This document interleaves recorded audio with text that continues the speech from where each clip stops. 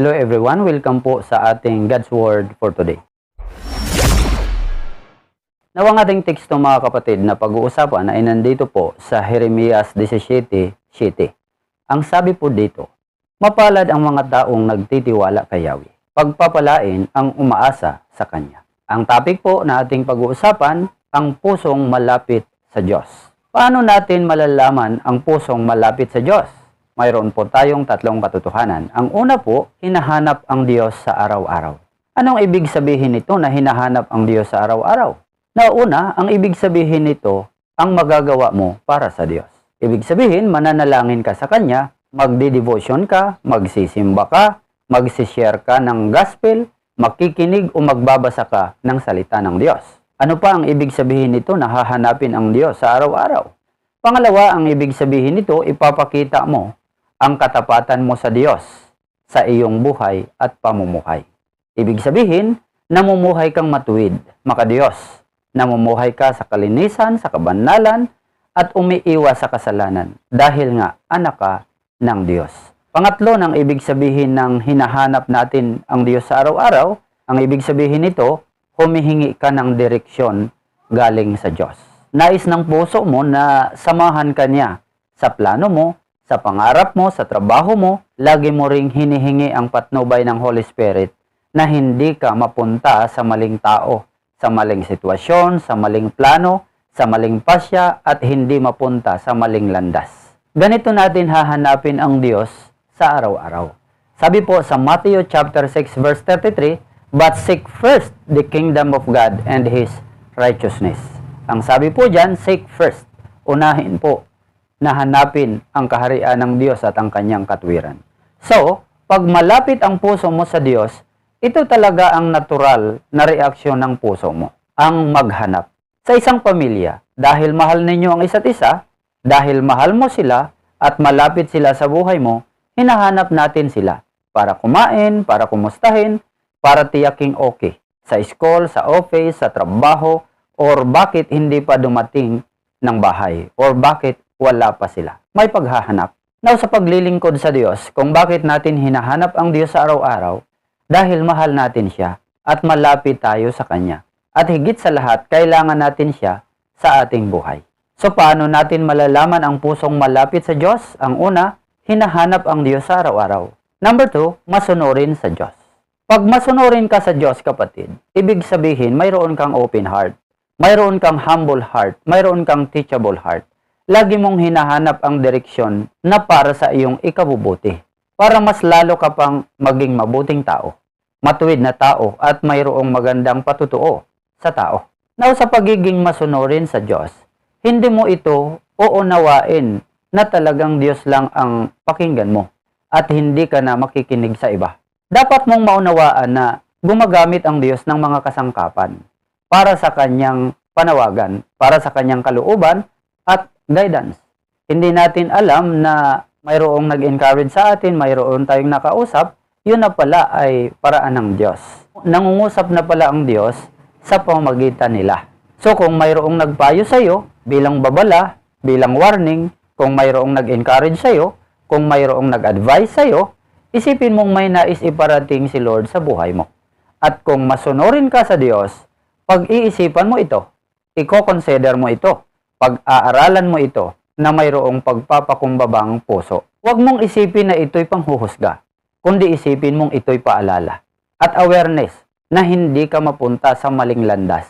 Hindi rin ito tungkol sa perfection, kundi tungkol ito sa direksyon na mapabuti ka. Pinayuhan ka man ng pastor mo, ng kapatid mo, ng church, pinayuhan ka man ng magulang mo, isipin mong ito ay malaking blessing sa buhay mo. Ibig sabihin nito, mahal ka ng Diyos at ayaw niya na mapunta ka sa hindi tamang buhay at sitwasyon na magpapaliit ng mundo mo. Nais ng Diyos na maging masaya tayo na napapaligiran ng mga taong nagmamahal sa atin at mga kapatirang nagmamahal sa atin. Sinasabi nga sa awit 1:1 hanggang 2, mapalad ang taong hindi nakikinig sa payo ng masama at hindi sumusunod sa masama nilang halimbawa. Hindi siya nakikisama sa mga kumukutya at hindi nakikisangkot sa gawaing masama. Verse 2, sa halip, kasiyahan niyang sumunod sa kautusan ni Yahweh. Binubulay-bulay niya ito sa araw at gabi. Sinasabi naman sa Kawikaan 10:17, ang nakikinig sa payo ay nasa daan ng buhay, ngunit ang ayaw sumunod ay tungo sa pagkaligaw. Sabi naman sa Kawikaan 12:1, ang taong may unawa ay tumatanggap ng payo, ngunit ayaw mapaalalahanan ang matigas ang ulo. So tandaan natin na maraming instrumento ang Diyos bilang kanyang paraan upang bigyan tayo ng tamang direksyon sa ating buhay. So paano natin malalaman ang pusong malapit sa Diyos? Pangalawa, masunurin sa Diyos. Number 3, pinagpapala ng Diyos. Kaya napakaganda kung malapit ang ating puso sa Diyos. Dahil kita ito ng Diyos, basa ito ng Diyos, at ang kagandahan nito may favor galing sa Diyos.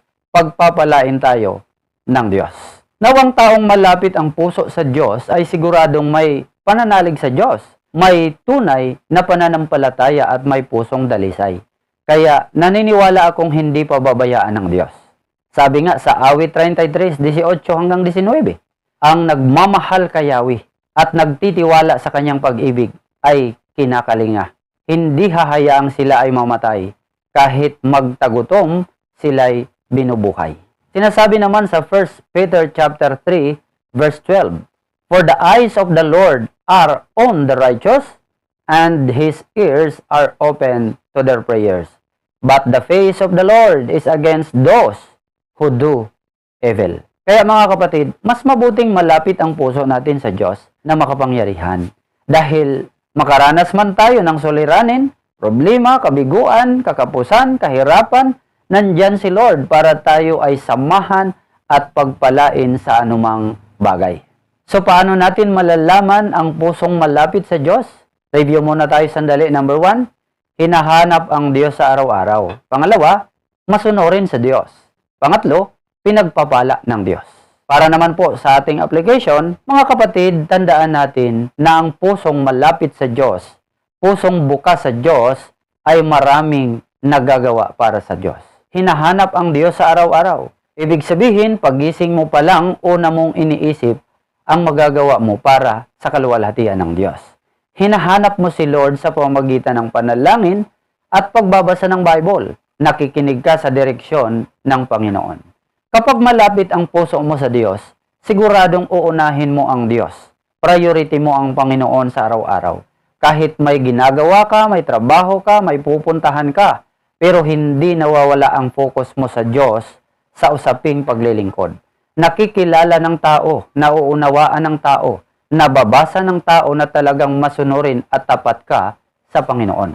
Dahil nahahalatang priority mo ang Diyos na makapangyarihan sa lahat. Bukod pa dito, naniniwala akong basta't malapit ka sa Diyos, ipaparanas ng Panginoon ang kanyang favor, ang kanyang pagpapala at pag-iingat. Maraming bubuksan ang Panginoon na pinto ng kanyang pagpapala para sa atin. Kaya mga kapatid, manatiling malapit sa presensya ng Panginoon. Ang pusong malapit sa Diyos ay hindi niya pinapabayaan. Naway mayroon po kayong natutunan sa ating napag-usapan. Salamat po sa inyo walang sawang panonood, pakikinig. Pagpalain po kayo ng ating Diyos at tayo naman ay magkita-kita para sa aking mga susunod na video. Salamat po. God bless everyone.